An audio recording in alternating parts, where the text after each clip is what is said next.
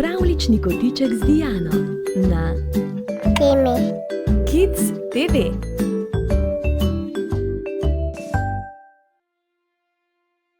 Dober večer, otroci. Danes se pred spanjem odpravimo na morje. Opazovali bomo, kako se življenje v vodi in na obali spreminja skozi dan.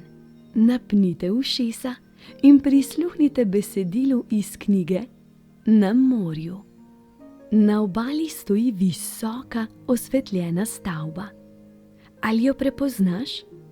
Kot stražar opazujem morje. Noč je, vse je mirno in vse še spi. Le svetilnik sveti in vodi ladje, da ne bi zašle. Ko se prebudi jutro, svetilnik počasi ugasne.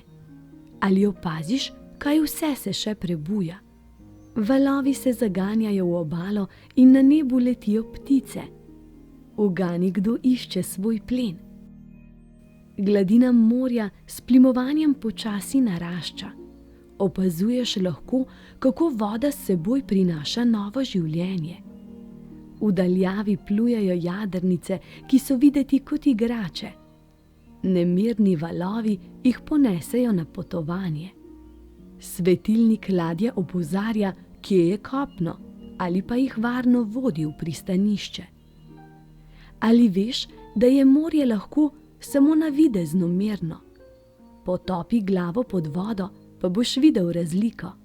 Zaradi nepredvidljivega vetra jadrnice počivajo na obali. Svetilnik nepremično stoji in opazuje, kako mineva čas. Sonce počasi zahaja. Opazuj, kako plešejo valovi. Zdi se, kot da se nekaj pripravlja.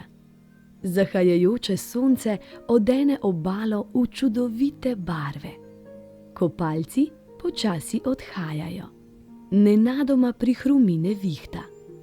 Čeprav se vanj zaganjata veter in dež, se svetilnik niti za trenutek ne premakne.